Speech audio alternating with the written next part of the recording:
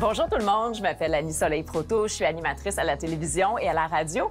Et aujourd'hui, on va se parler de maisons et d'immobilier, qui est un sujet qui touche vraiment tout le monde. Alors, je vous présente d'entrée de jeu Martin Desfossés. Salut. Martin, salut!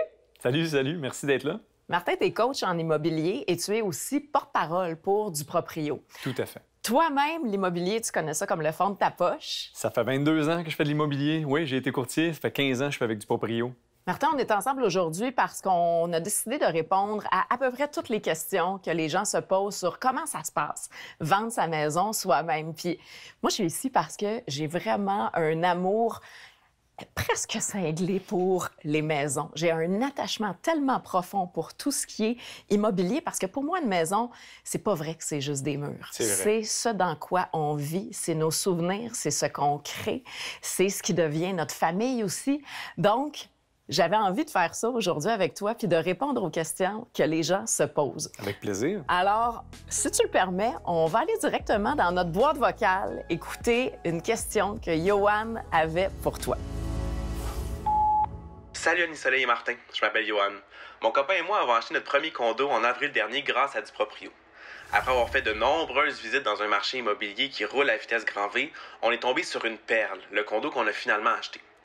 Dès notre visite, on a apprécié le lien chaleureux qui nous a unis à la propriétaire, avec qui on est encore en super bon terme aujourd'hui. On a aussi été charmés par la présentation humaine des lieux qu'on n'avait pas retrouvés dans des visites avec des courtiers et vendeurs. Pourtant, malgré une super belle expérience, si on avait à vendre notre propriété, on hésiterait vraiment à le faire par nous-mêmes. Ça représente beaucoup de paperasse, puis dans le contexte actuel, on aurait peur d'être dépassé. On se demandait donc si ça prenait une bonne base de connaissances pour réussir à vendre par nous-mêmes.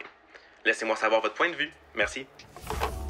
La question de Johan, elle est hyper intéressante parce que c'est vrai que quand on veut vendre notre maison, ça vient avec beaucoup de stress, beaucoup de questionnements aussi. Et Johan, il est dans cette démarche-là. Puis aujourd'hui, Martin, il y a Daniel qui est avec nous pour en parler. Bonjour, Daniel. Bonjour. Daniel, toi, tu l'as fait, vendre ta maison toi-même avec du proprio. Comment ça s'est passé pour toi? Bien, écoute, moi, la maison que j'habite, c'est une maison que j'adorais, dans un quartier que j'adorais. C'est une maison centenaire. Alors, moi, j'ai fait l'acquisition de la maison en 2002. On a travaillé sur la maison. J'ai été heureuse dans cette maison-là. Et je me suis remariée dans cette maison-là avec mon dernier conjoint. Et on a vécu pendant quelques années. Et puis, finalement, au fil du temps, mon chéri, malheureusement, a été malade. Il est décédé. Et il est décédé en 2017, après qu'on ait fait des travaux majeurs et puis qu'on ait vraiment mis la maison au goût du jour. La particularité de la maison, c'est que c'est une maison unifamiliale dans un quartier où il n'y en a quasiment pas. Alors donc, j'avais une belle maison unifamiliale dans un quartier où il y a beaucoup de demandes, avec un terrain, ce qu'on ne trouve pas beaucoup. Et comme c'est une maison ancestrale, bien, on avait une belle grange en arrière où autrefois il y avait des chevaux. Et quand mon conjoint est décédé, là, j'ai commencé à réfléchir. Et puis, au bout de 2 ans, là, une maison ancestrale, c'est magnifique, mais il y a toujours quelque chose à faire. Un toit qui coule, des gouttières. Alors, j'ai décidé de vendre ma maison. Alors, en 2019, à l'automne, j'ai fait affaire avec du proprio pour qu'ils me viennent en aide, après avoir initialement consulté une courtière. Alors, c'est comme ça que ça a démarré l'histoire. Puis quand tu parles d'attachement à ta maison, là, ton histoire, elle est particulière parce que ce que tu as vécu là-dedans, quand je disais tantôt, là, une maison, pour moi, c'est pas juste des murs. C'est toute notre vie qui s'installe là, qui se dessine sur ces fameux murs-là. Comment ça s'est passé, toi, ton histoire d'amour? Parce qu'elle est liée aussi à ce que tu as vécu dans la maison. Bien, écoute, moi, tu le dis tellement bien. Une maison, oui, c'est un bien matériel, mais il y a une charge émotive qui est tellement forte. C'est un nid. C'est un nid où, comme tu disais, on bâtit des souvenirs, on vit des choses plus difficiles, on voit les enfants grandir, partir, des petits deuils, on les voit revenir avec des enfants ou des petits-enfants. Et moi, dans cette maison-là, qui avait une vibe que je trouvais extraordinaire, bien, j'ai accueilli l'amour de mes 20 ans. Tu as retrouvé un de tes premiers amours. Oui, on s'est retrouvés par hasard. Et ça n'a pas été long, on s'est installés ensemble. Et lui, qui vivait à l'extérieur de la ville, vivre au centre-ville, il était comme un poisson dans l'eau. Alors, c'était un endroit où, je te dirais que la charge d'amour a comme augmenté. Et puis, quand est venu le temps de penser à vendre la maison, bien, c'est sûr qu'il y avait un deuil à faire de cette maison-là, puis de tous les beaux souvenirs, les joies. Mon fils, tu sais, j'ai élevé mon fils seul, là. C'est une maison qui, vraiment, là, m'a comblée et que j'étais triste de vendre, mais qu'il fallait que je passe à cette étape-là. Fait que c'était la maison, c'était le quartier aussi, C'était tout. le voisinage. Les voisins, tu sais, c'était... Tu sais, quand on dit une maison est heureuse, là, bien, c'est ça. Puis les gens rentraient chez nous puis disaient « Ah, que ça sent le bonheur chez vous. » Puis c'était ça. C'est pas facile de passer à un autre projet. Hein? Je présume que quand est venu le temps de penser à vendre la maison, ça a dû quand même être un long processus. C'est un processus qui s'est fait sur une période de 2 ans. Après le décès de mon conjoint, il est décédé en 2017. Tranquillement, pas vite, là, j'ai repris contact avec c'est quoi la charge d'une maison. Alors, là, je me suis dit non, je pense qu'il faut privilégier autre chose. Puis aussi, moi, évidemment, j'avançais en âge. Là, j'étais rendue à 68 ans. Et laisser une charge comme ça à des enfants quand tu décèdes, c'est lourd pour eux autres. Puis je voulais pas imposer ça à mes enfants. Donc, ça a été un processus qui s'est fait lentement, mais qui s'est fait sûrement. Puis quand j'ai été rendue à vendre, j'étais prête.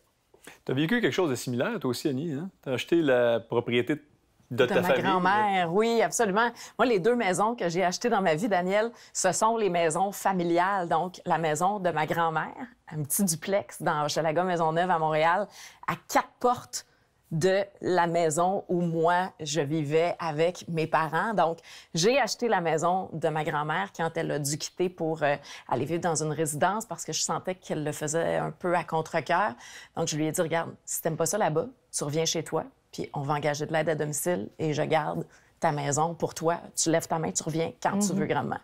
Et l'autre maison, qui est le triplex de mon père, sur la même rue dans Hochelaga, à 4 portes, bien, celui-là, je viens juste de l'acheter. Là, ça fait 1 an et 4 mois que je peux pas l'habiter parce que je le rénove. C'est un vieux triplex de 1950 qui avait vraiment besoin là, d'être, disons, amélioré. Mais je comprends tellement ton attachement. Puis je trouve que quand on est le propriétaire d'une maison, il n'y a personne qui la connaît mieux que nous. Donc, pour la vendre, je pense qu'on peut facilement être la meilleure personne. Toi, c'est comme ça que tu l'as vécu, je pense. Exactement, exactement. Moi, dans un premier temps, je m'étais dit, tiens, je vais faire venir une courtière. Alors, la courtière est venue, a vu ma maison, a vu que c'était un beau produit. Alors, on a regardé ça ensemble et puis elle m'a proposé un prix de vente. Alors, elle, à ce moment-là, elle m'a dit, bon, ben, on pourrait la partir à 850 000. Alors, moi, j'ai pris le temps de réfléchir, puis je me suis dit, pourquoi je n'essaierais pas une autre avenue qui est avoir recours à l'aide du proprio? Fait que moi, avant d'aller vers du proprio, j'ai un voisin qui a fait des ventes multiples avec du proprio. Je suis allée le rencontrer. Comment ça s'est passé? Es-tu satisfait? As-tu eu des surprises auxquelles tu ne t'attendais pas? Puis, ses commentaires étaient très positifs. Donc, j'ai décidé de faire affaire avec du proprio. Et puis, tu sais, en ce qui concerne toute la paperasse, des fois, les gens peuvent être butés, mais c'est impeccable. C'est facile à suivre. Écoutez, moi, j'ai vendu ma maison, puis je ne suis pas une jeune trentenaire, là. Et puis, il ne faut pas se rebuter parce qu'on est plus âgé ou quoi que ce soit. Ça se fait bien. Les questionnaires sont faciles à remplir. On peut les faire soi-même. On a beaucoup d'aide de la part de l'équipe du proprio. Et puis, au final, bon, je mets la maison à vendre, complète les papiers. À un moment donné, j'ai eu des questions. J'ai téléphoné à la notaire. Et puis, elle m'a très bien répondu. Elle m'a aidée dans mon processus. Et la beauté chez du proprio, ce que j'ai aimé, c'est quand on téléphone, il n'y a pas de boîte vocale. On ne fait pas le 1, le 7, le 18. On arrive vraiment avec quelqu'un. Fait que ça, c'est quelque chose d'appréciable parce que dans ces périodes-là, la charge émotive est importante. On est anxieux, on vend quelque chose qu'on aime, on ne veut pas faire de faux pas. Alors, fait que moi, honnêtement, ça a été impeccable. Donc, le temps a passé. L'automne était plus tranquille. Et en début d'année 2020, là, j'ai décidé d'accélérer le processus et j'ai suivi les étapes que du proprio recommandait, c'est-à-dire faire des visites. Et puis, j'ai fait 2 dimanches de visite avec une foule de personnes qui sont venues voir la maison. Alors, le 2e dimanche, j'ai reçu une foule de gens et en dedans de 24 heures, j'ai eu 4 offres d'achat. Mais c'est-tu quelque chose qui vous stressait, ça? Parce que tantôt, bon, on parlait du voisin qui donnait de bons commentaires, ça, c'est une chose, mais ça vous stressait-tu, ça, de gérer la paperasse, de gérer les visites, Pas de du gérer tout. la négo? Non, parce que je me sentais bien accompagnée. OK. Je savais que en un coup de téléphone, j'aurais des réponses claires. Et puis, ils m'ont bien accompagnée, ça a été super bien. Puis après ça, bien, quand évidemment, le lendemain, comme je vous disais, j'ai eu 4 offres d'achat. Alors, on est parti du prix proposé par une agente d'immeuble à 850 et on l'a vendu à 896. 4 offres d'achat. Et les gens à qui j'ai vendu étaient amoureux de la maison. J'étais heureuse de leur laisser à eux autres. Puis on est encore en contact ensemble. Est-ce que tu peux retourner des fois voir ta maison? Oh mon Dieu, oui. Ils m'ont accueilli, je vais voir la maison, ils sont ravis, ils sont heureux. C'est complètement différent de ce que moi j'avais comme style. Mais eux, tu sais, c'est la maison de leurs rêves, puis ils sont contents, puis les petits voisins continuent à jouer sur le terrain. Fait que c'est une belle continuité. Oui. Puis Elle la maison continue à vivre. Exactement. Tu sais, tu veux que ta maison, c'est sûr que c'est pas une personne, c'est un bien matériel, mais tu veux que cette espèce d'amour que tu as donné se prolonge à travers des gens qui vont l'aimer autant. Oui. Tu sais. Et c'est vrai que déterminer le prix de vente, quand c'est un bien matériel, c'est vrai, auquel tu as un réel attachement qui est sincère puis qui est ancré, c'est pas évident là, de dire, ben voici combien ça vaut, voici combien je vais le vendre. Puis toi, en plus, des comparables autour, je comprends que tu n'en avais pas tant que ça, là, Non. de dire, ah, ben ma maison, elle est pas mal comme celle-ci qui s'est vendue 800 000 Non. en telle année. Tu n'en avais pas de comparable. Non. Mais c'est rassurant parce que l'histoire de Daniel, en fait, démontre bien qu'on peut avoir une idée de combien ça vaut. En fait, c'est bon, c'est important de partir avec une idée de combien ça peut valoir, mais le marché va quand même toujours répondre à la proposition. C'est-à-dire que les gens vont ou non trouver que c'est un produit qui est intéressant de par ce qu'il y a à offrir, mais le prix va interpeller ou non les gens. Fait que si, par exemple, le marché nous dit que ça vaut 850 000, mais que les acheteurs, eux autres, sont prêts à payer davantage, bien, peu importe comment on s'y prend pour mettre la maison en vente, les acheteurs vont se manifester, puis c'est là qu'on va réussir à obtenir le maximum. Fait qu'il faut être là, puis il faut s'y prendre en étant bien accompagné. Oui, puis il faut établir un prix juste. Puis ça peut être difficile parce que, tu sais, comme on se disait, c'était émotif en vendre sa maison. Fait qu'il y a des gens qui surestiment grandement la valeur de leur maison. Ouais. Alors que moi, ça a quand même bien été. Et puis aussi, il y a une chose, tu sais, je me disais, moi, vendre avec l'aide du proprio, ce que ça m'a permis, il y a comme un fonds de pension là-dedans, là. Mais oui. Tu sais, c'est ton avenir aussi, là, donc tu cherches à optimiser. Donc, on a obtenu plus que ce qu'on avait, l'agent d'immeuble nous avait proposé. Puis en plus, pas de commission à payer. Fait que ça fait un gain qui est assez important. Comment ça fonctionne, Martin, pour le montant là, qui est perçu par du proprio? Est-ce que c'est un prix fixe? Comment ça marche? Bien, ce sont des forfaits. On a 3 forfaits. Ça coûte un maximum de 2 000 taxes incluses. Fait que c'est quand même pas un montant qui est astronomique. Puis là-dedans sont inclus, bien, vous l'avez vécu, Daniel, là, il y a toute l'offre de service qui est l'accompagnement complet. Hein. On a le représentant photographe qui va là-bas, les évaluateurs pour aider le propriétaire à établir la valeur. Tu as des coachs qui connaissent très bien l'immobilier, qui sont là pour accompagner les gens dans leur mise en marché. Puis, il y a les notaires aussi, puis je pense que vous les avez appelés justement pour poser des questions. Oui, j'ai posé des questions. C'est sûr que moi, par après, quand la transaction était complétée, j'ai fait affaire avec ma notaire, là. Oui. Mais l'accompagnement, là, c'est incroyable. Puis aussi, moi, ce qui m'avait vraiment ravie, c'était la séance de photos. Oui. Les photos ont été bien prises, optimisent la maison. Tu n'as pas d'image floue. Ce que j'entends, Daniel, c'est qu'à toute étape, il y a une équipe très professionnelle qui est là, là. Il y a des photographes qui sont là, il y a des notaires qui se trouvent à être des spécialistes en immobilier, il y a des coachs en immobilier comme toi, Martin, aussi. Alors, l'accompagnement, il est bien là. Oui, puis il y a aussi des évaluateurs qui sont là pour accompagner les propriétaires dans l'établissement de la valeur pour qu'ils choisissent un prix qui est juste, qui est compétitif, pour que ça fonctionne bien. D'ailleurs, Daniel, ça semble avoir été une belle expérience pour vous. Oui, bien, après que j'ai vendu ma maison, les gens voyaient la pancarte, voyaient vendu. Puis là, ils me disaient, puis comment ça a été? Fait que moi, écoute, je suis comme devenue une petite ambassadrice. Tu sais, je disais aux gens, aucun problème, vous pouvez vendre. J'ai même aidé une de mes tantes à compléter toute sa documentation pour qu'elle essaie de vendre sur du proprio. Mais tu sais, c'est tellement un service qui est bien, qui est honnête, qui est clair, qui est transparent. Est-ce qu'il y a eu des moments où tu as eu des inquiétudes, où tu as été stressée? Honnêtement, non. Tu sais, je veux dire, quand j'avais une petite inquiétude ou une question, j'appelais. Mais j'avais un produit qui était intéressant. La maison avait été très bien entretenue. J'avais suivi les conseils qui étaient écrits sur du proprio pour nous venir en aide, pour aider à vendre notre maison. Tu sais, les étapes, quoi surveiller, s'il y avait des choses à réparer, de la peinture, pour qu'elle soit impeccable. Fait que j'avais pas vraiment d'inquiétude, puis je me sentais soutenue. Puis ce qui t'a décidé là, à prendre justement ce choix-là, de dire, bien, je vais le faire moi-même. Je le laissais comme ça. C'est vraiment l'enjeu financier, je pense, pour te dire, oui. c'est moi qui vais en avoir le plus dans mes poches, c'est ma maison. Exactement, exactement. Puis ça, il faut pas, tu sais, c'est pas à négliger, surtout que moi, je me retrouvais veuve. Alors, non, je n'étais pas dans la misère, mais je voulais avoir quand même un bon rapport coût-bénéfice par rapport à ce que, quand je l'avais acheté. Je voulais vendre à un prix juste, un prix honnête, puis je voulais la vendre à des gens qui l'aimaient. Diriez-vous que parce que c'est émotif, c'est justement plus épeurant, parce qu'on peut peut-être avoir l'impression qu'on n'est pas apte ou mal positionné dans le processus pour s'occuper soi-même de cette vente-là? Bien, moi, je vais te dire, je pense que la chose la plus importante quand quelque chose nous inquiète, c'est de passer à l'action.